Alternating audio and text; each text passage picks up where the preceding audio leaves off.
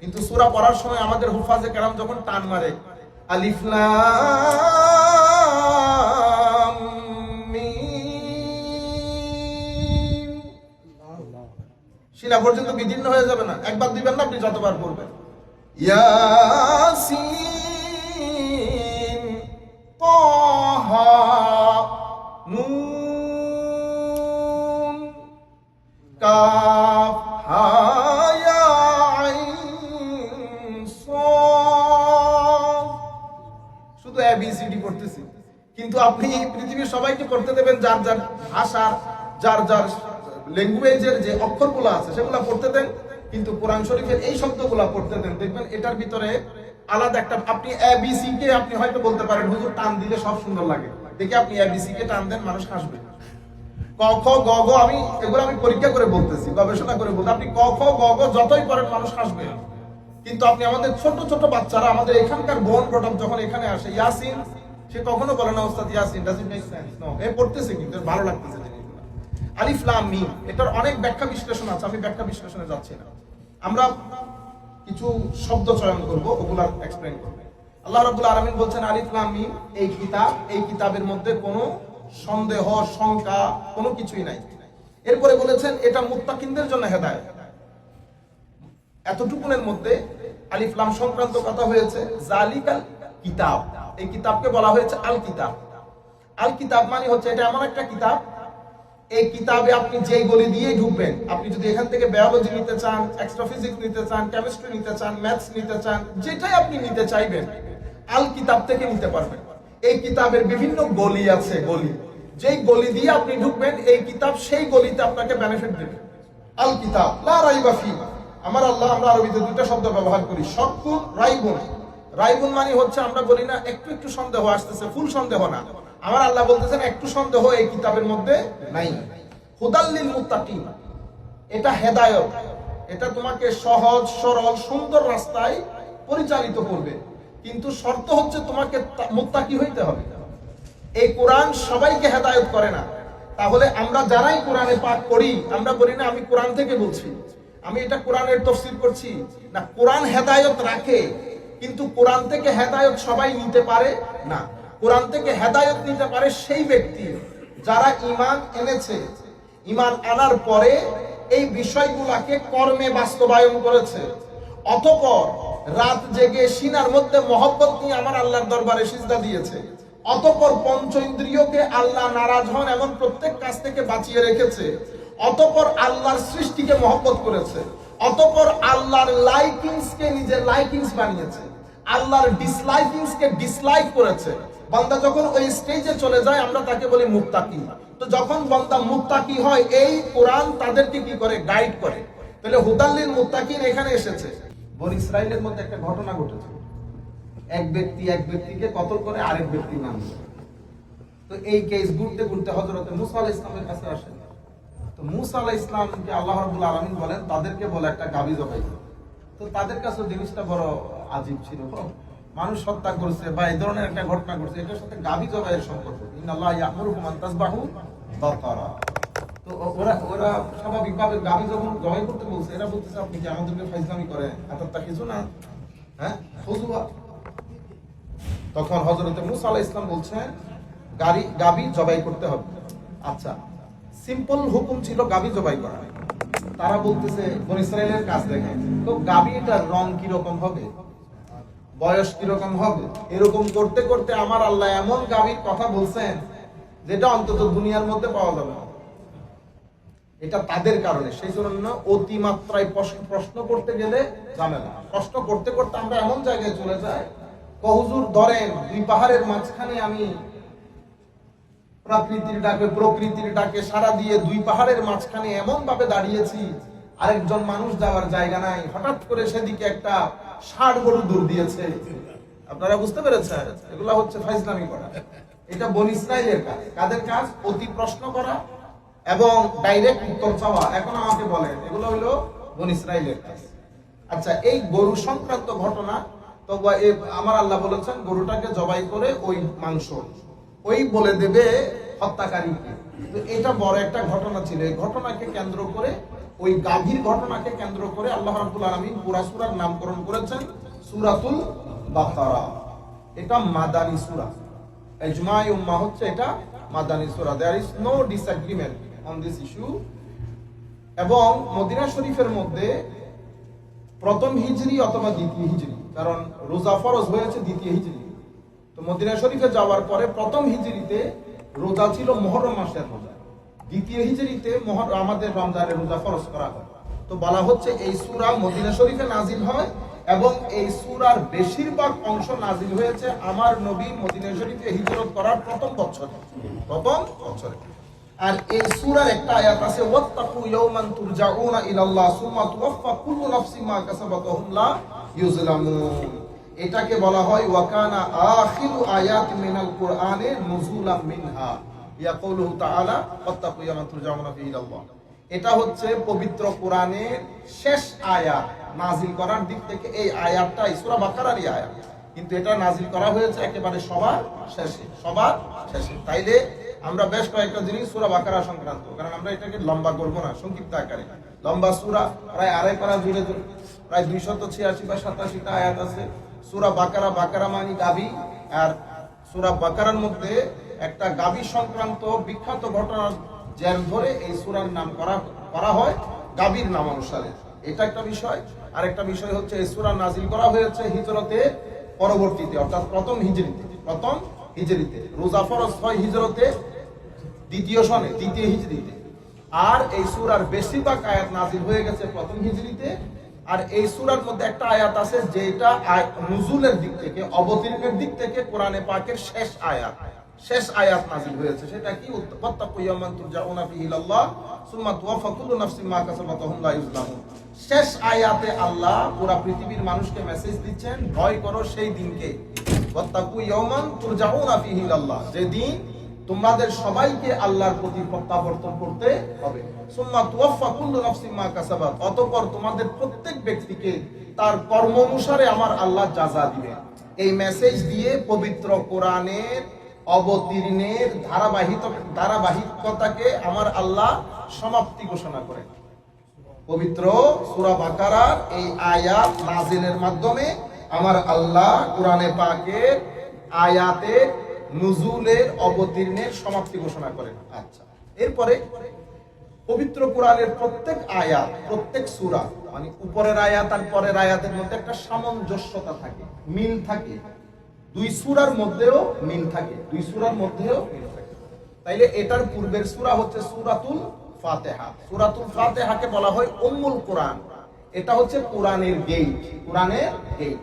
পবিত্র কোরআনের মধ্যে যত উলুম, যত জ্ঞান গরিমার বিষয়ে আল্লাহ ডিসকাস করেছেন, প্রত্যেক কিছু সংক্ষিপ্ত আকারে আল্লাহ সূরা ফাতিহার মধ্যে রেখেছেন।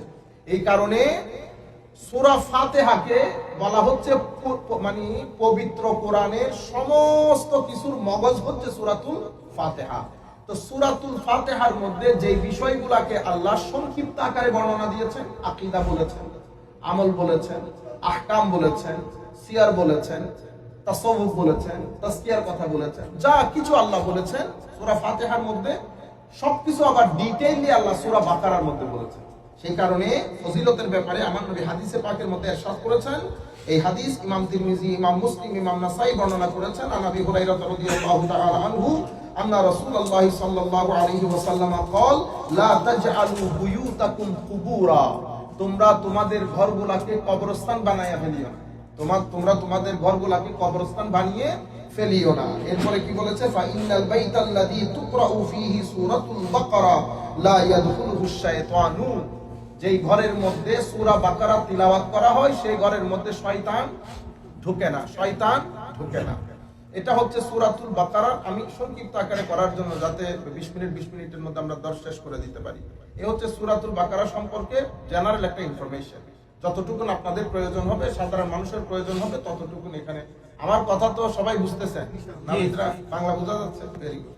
আচ্ছা, আমরা আজকে খুব দ্রুত গতিতে চলে যাব। আমরা আজকে আলিফ লাম মিম থেকে ইয়া আইয়ুহান নাসের আগ পর্যন্ত, অর্থাৎ ইন্নাল্লাহা আলা কুল্লি শাইইন কাদির 20 আয়াত নাম্বার 1 থেকে আয়াত নাম্বার 20 পর্যন্ত সংক্ষিপ্ত আকারে। আলিফ লাম মিম, এটা আমরা সবাই জানি, এটা হচ্ছে কোরআনে পাকের মুজিজা। এটাকে আমরা বলি এজাজুল কোরআন। মানে পৃথিবীর যে ব্যক্তির কাছেই যান আলিফ লাম মিমের কোনো কথা সে বলতে পারবে না। সে বলবে এটার অর্থ আল্লাহ জানে, এটার অর্থ রাসূল ভালো জানে, আমরা জানি না। এটা এজাজুল কোরআন। এগুলাকে আমরা বলি বিচ্ছিন্ন শব্দ, বিচ্ছিন্ন অক্ষর, স্প্লিটেড ওয়ার্ড, হুরুফুল মুকাত্তাআত। এটার অর্থ আল্লাহ এবং রাসূল ভালো জানেন। আপনি এই অক্ষরগুলা আপনি পড়তে অনেক ভালো লাগবে, কিন্তু আপনি যদি বাংলাতে পড়েন ক খ গ, doesn't make sense। আপনি যদি ইংরেজিতে পড়েন এ বি সি, আপনি পড়েন A B C, doesn't make sense। কিন্তু সূরা পড়ার সময় আমাদের হুফাজে কেরাম যখন টান মারে আলিফ লাম মিম, সিনা পর্যন্ত বিদীর্ণ হয়ে যাবে না? একবার দিবেন না, আপনি যতবার পড়বেন। ইয়াসিন তাহা নুন কাফ হা ইয়া আইন সাদ। শুধু এবিসিডি পড়তেছি, কিন্তু আপনি পৃথিবীর সবাইকে পড়তে দেবেন যার যার ভাষার, যার যার ল্যাঙ্গুয়েজের যে অক্ষরগুলো আছে সেগুলো পড়তে দেন, কিন্তু কোরআন শরীফের এই শব্দগুলো পড়তে দেন, দেখবেন এটার ভিতরে আলাদা একটা। আপনি এবিসি কে আপনি হয়তো বলতে পারেন হুজুর টান দিলে সব সুন্দর লাগে, দেখে আপনি এবিসি কে টান দেন, মানুষ হাসবে। ক খ গ ঘ, এগুলো আমি পরীক্ষা করে বলতেছি, গবেষণা করে বলতে, আপনি ক খ গ ঘ যতই পড়েন মানুষ হাসবে। কিন্তু আপনি আমাদের ছোট ছোট বাচ্চারা, আমাদের এখানকার বোন প্রথম যখন এখানে আসে ইয়াসিন, সে কখনো বলে না ওস্তাদ Yasin, doesn't make sense. No, এ পড়তেছে কিন্তু ভালো লাগতেছে জিনিসগুলো। আলিফ লাম মিম, এটার অনেক ব্যাখ্যা বিশ্লেষণ আছে, আমি ব্যাখ্যা বিশ্লেষণে যাচ্ছি না। আমরা কিছু শব্দ চয়ন করব, ওগুলা এক্সপ্লেইন করব। আল্লাহ রাব্বুল আলামিন বলছেন আলিফ লাম মিম এই কিতাব, এই কিতাবের মধ্যে কোনো সন্দেহ শঙ্কা কোনো কিছুই নাই। এরপরে বলেছেন এটা মুত্তাকিনদের জন্য হেদায়েত। এতটুকুনের মধ্যে আলিফ লাম সংক্রান্ত কথা হয়েছে। জালিকাল কিতাব, এই কিতাবকে বলা হয়েছে আল কিতাব। আল কিতাব মানে হচ্ছে এটা এমন একটা কিতাব, এই কিতাবে আপনি যেই গলি দিয়েই ঢুকবেন, আপনি যদি এখান থেকে বায়োলজি নিতে চান, এক্সট্রা ফিজিক্স নিতে চান, কেমিস্ট্রি নিতে চান, ম্যাথস নিতে চান, যেটাই আপনি নিতে চাইবেন আল কিতাব থেকে নিতে পারবেন।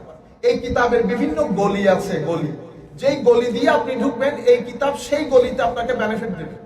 আল কিতাব লা রাইবা ফি, আমরা আরবিতে দুইটা শব্দ ব্যবহার করি, শাক্কুন রাইবুন।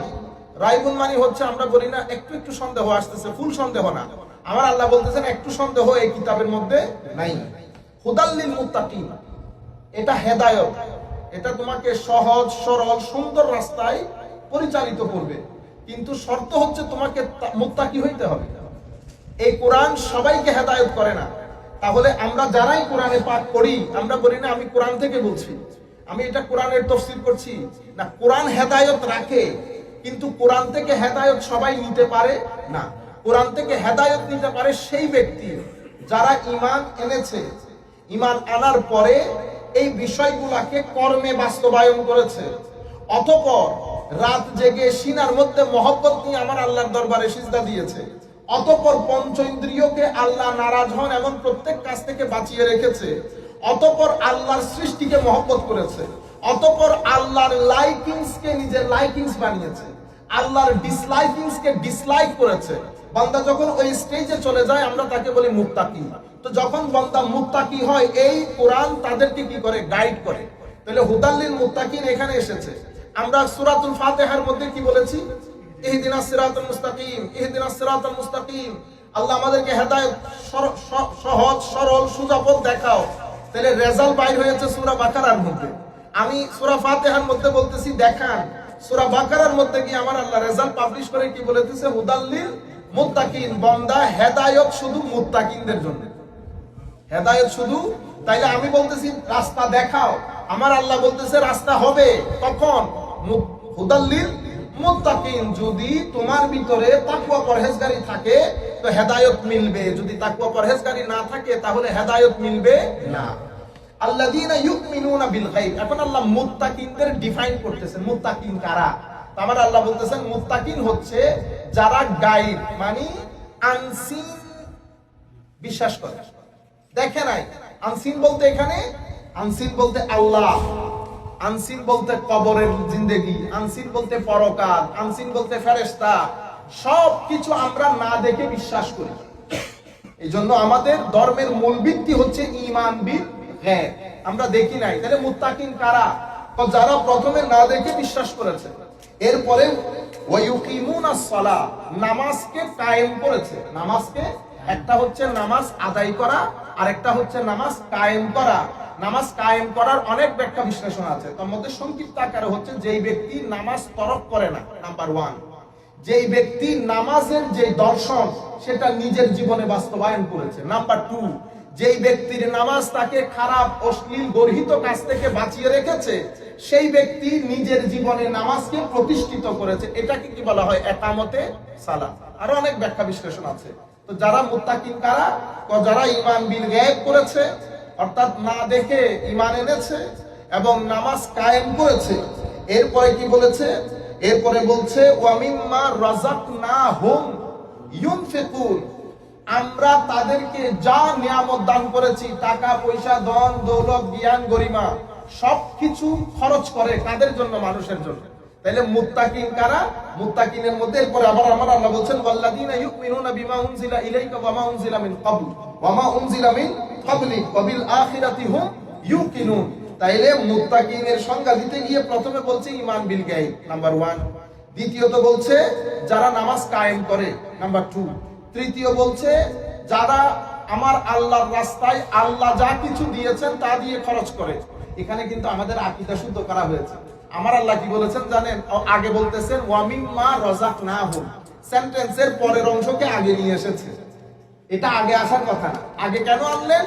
আমাকে ছাকুনি মারার জন্য। বেটা, তোর পকেটে যা আছে এটা আমার টাকা, আমার টাকা আমার রাস্তায় খরচ করবি, বেশি মেধা মারাইস না। ওই মেধা আমি না দিলে বাজারে কিনতে পাইতি না। ঠিক আছে, মেধা বাজারে কিনা পাওয়া যায় না। ওয়া মিম্মা রাযাকনাহুম ইউনফিকুন। এরপরে যারা ওয়াল্লাযীনা ইউমিনুনা বিমা উনজিলা ইলাইকা ওয়া মা উনজিলা মিন ক্বাবলিক, যারা কোরআনের উপর বিশ্বাস করেছে এবং আপনার প্রতি যা নাযিল করেছি সব বিশ্বাস করেছে, পূর্ববর্তী সবকিছুর উপর বিশ্বাস করেছে। এরপরে ওয়া বিল আখিরাতি হুম ইউকিনুন, আখিরাতের বিষয়ে যাদের পরিপূর্ণ আস্থা আছে এরা হচ্ছে মুত্তাকিন। তোমার ভিতরে যদি এই বিষয়গুলো থাকে তো কোরআন তোমাকে গাইডলাইন দিবে। তো যখন এতটুকু পর্যন্ত আপনি এসে যাবেন, উলাইকা আলা হুদাম মির রাব্বিহিম ওয়া উলাইকা হুমুল মুফলিহুন, এরাই আল্লাহর দেখানো পথে আছে এবং এরাই সফল কাম। তাইলে এতটুকু পর্যন্ত সূরা ফাতিহাতে বলেছে ইহদিনাস সিরাতাল মুস্তাকিম, আল্লাহ রাস্তা দেখান, রাস্তা দেখান। তো আমার আল্লাহ রাস্তা কাকে দেখান? সূরা বাকারার মধ্যে এসে আল্লাহ ডিটেইলি বলছেন, তো বান্দা রাস্তা দেখাই শুধু কোরআন মুত্তাকিনদেরকে। মুত্তাকিন কারা? যারা বিশ্বাস করে, যারা বিশ্বাসকে কর্মে পরিণত করে, যারা পূর্ববর্তী যুগে যারা বিশ্বাসের কথা বলেছেন তাদের প্রতি আস্থা রাখে, যারা নিজের মাল ও দৌলত আরেকজনের জন্য খরচ করে এবং আখিরাতের প্রতি পূর্ণ আস্থা রাখে, এরা হচ্ছে মুত্তাকিন। এবং এরাই আমার দেখানো পথে আছে, এরাই হচ্ছে সফল কাম, এরাই শেষ বিকেলে সফল হবে। এতটুকুনের মধ্যে আল্লাহ মুমিনের পরিচয় দিয়েছেন। ঠিক আছে, এর পরবর্তীতে গিয়ে আল্লাহ কাফেরের কথা বলতেছেন, ইন্নাল্লাযীনা কাফারু সাওয়াউন আলাইহিম আনযারতাহুম আম লাম তুনযিরহুম লা ইউমিনুন। হুজুর, এই যে কাফেরগুলো আছে এদেরকে আপনি ভয় দেখাইলো এরা বিশ্বাস করবে না, ভয় না দেখাইলো এটা দুইটাই বরাবর। ইন্নাল্লাযীনা কাফারু, নিশ্চয় যারা কুফরি করেছে, সাওয়াউন আলাইহিম আনযারতাহুম আম লাম তুনযিরহুম, এটা তাদের জন্য বরাবর ইকুয়াল। আপনি তাদেরকে ভয় দেখান আর না দেখান, তারা বিশ্বাস করবে না, তারা ঈমান আনবে না। খাতামাল্লাহু আলা কুলুবিহিম ওয়া আলা সামইহিম ওয়া আলা আবসারিহিম গিশাওয়া ওয়া লাহুম আযাবুন আযীম। কেন? আমি তাদের ভিতরে কলবের মধ্যে সিল মেরে দিয়েছি। এটা মোহর মেরে দেওয়ার কারণে তাদের পঞ্চ ইন্দ্রিয় লক হয়ে গেছে, এটা আর আনলক হবে না। এই লক হয়ে যাওয়ার কারণে তারা সত্য বুঝে না, সত্য দেখে না, তাদের ভিতরটা অন্ধ হয়ে গেছে। খাতামাল্লাহু, আল্লাহ সিল মেরে দিয়েছেন, আলা কুলুবিহিম তাদের অন্তরে, ওয়া আলা সামইহিম তাদের এখানে, ওয়া আলা আবসারিহিম তাদের চোখে। এরপরে কি? ওয়া লাহুম আযাবুন আযীম। আপনারা অনেক সময় বলেন না, হুজুর ওনারা কি কিতাবের মধ্যে এগুলা পায় না? না, কিতাবের মধ্যে কেমনে পাবেন? আমার আল্লাহ সিল মেরে দিলে পাওয়ার কোনো সুযোগ নাই। আচ্ছা, এরপরে কি বলেছে? ওয়া মিনান নাসি মান ইয়াকুলু আমান্না বিল্লাহ ওয়া বিল ইয়াউমিল আখির ওয়া মা হুম বিমুমিনিন। কাফেরের জন্য আয়াত কয়টা? মুমিনের জন্য এতটুকু বলেছে, কাফেরের জন্য আয়াত হয়েছে দুইটা। ইন্নাল্লাযীনা কাফারু সাওয়াউন আলাইহিম আনযারতাহুম আম লাম তুনযিরহুম লা ইউমিনুন। খাতামাল্লাহু আলা কুলুবিহিম ওয়া আলা সামইহিম ওয়া আলা আবসারিহিম গিশাওয়া ওয়া লাহুম আযাবুন আযীম। মৌলিকভাবে কাফেরের আয়াত একটা, এরা কাফের, এদেরকে আপনি বলেন আর না বলেন এরা ঈমান আনবে না। তাইলে মুমিনের কথা বলেছে একটা লম্বা ফিরিস্তি দিয়ে, কাফেরের কথা বলেছে এক লাইনে। এখন আল্লাহ মুনাফিকের কথা শুরু করেছে। মুনাফিকের কথা কয় লাইন বলছে জানেন? মুনাফিকের কথা এখানে শুরু করছে, এখান থেকে অমিনান নাস থেকে শুরু করেছে 8 থেকে শুরু করে আমার আল্লাহ 20 নাম্বার আয়াত, 8 থেকে 20 কয়টা আয়াত হয়েছে? 12টা। এই 12টা আয়াত আমার আল্লাহ বলেছে কার শানে? আমাদের সম্মানিত মুনাফিকিনদের শানে। দেখছেন কত বড় ফজিলত? হ্যাঁ, কত বড় ফজিলত দেখছেন? 12টা আয়াত, 12টা আয়াতের মধ্যে মুনাফিকের ফজিলত বর্ণনা করছে আল্লাহ। মুসলমানদের জন্য 4টা, আর আমাদের কাফেরদের জন্য একটা, আর এই মুনাফিকিনদের জন্য মাশাআল্লাহ 12টা। মুমিনান নাস হাবিব, মানুষের মধ্যে কিছু কিছু লোক আছে, তারা কি বলে? তারা বলে মাইয়াকুল আমান্না বিল্লাহ, আমরা ঈমান এনেছি, ওয়া বিল ইয়াউমিল আখির, আমরা আল্লাহ, রাসূল, কবর, হাসর সবকিছু বিশ্বাস করি। আমার আল্লাহ বলতেছেন ওয়া মা হুম বিমুমিনিন, ধোঁকাবাজি করতেছে। হুজুর এরা মুমিন না, এরা মুমিন না। ইউখাদিউন আল্লাহ, এরা আল্লাহরে ধোঁকা মারতে চায়, আল্লাহকে ধোঁকা দিতে চায়। ওয়াল্লাযীনা আমানু, এবং মুমিনদেরকে ধোঁকা দিতে চায়। ওয়া মা ইয়াখদাউনা ইল্লা আনফুসাহুম ওয়া মা ইয়াশউরুন, এরা না আমাকে ধোঁকা দিতে পারবে না মুমিনকে ধোঁকা দিতে পারবে, নিজেরা নিজেদেরকে ধোঁকা দেয়, কিন্তু এরা বুঝে, এদের কোনো শউর নাই, এদের কোনো বোধ নাই। এরপরে বলেছেন ফি কুলুবিহিম মারাদুন ফাযাদাহুমুল্লাহু মারাদা ওয়া লাহুম আযাবুন আলীমুম বিমা কানু ইয়াকযিবুন, তাদের অন্তরের মধ্যে রোগ আছে, তাদের অন্তরের মধ্যে রোগ আছে। আমার আল্লাহ তাদের এই রোগ আরো বাড়িয়ে দেবে, তাদের এই রোগ আরো বাড়িয়ে দেবে। বিমা কানু ইয়াকযিবুন, তাদের এই মিথ্যার কারণে, তাদের এই মিথ্যার কারণে। আমরা আর দীর্ঘায়িত না করি, আজকে এতটুকুনের মধ্যে শেষ করি। ইনশাআল্লাহ আমরা চেষ্টা করব 20 মিনিট করে, ইনশাআল্লাহ মাহে রমজান যখন শেষ হবে দেখবেন সূরা বাকারা আল্লাহর মেহেরবানিতে শেষ হয়ে গেছে। ওমা আলাইনা ইল্লাল বালাগুল মুবিন। আল্লাহুম্মা আমিন।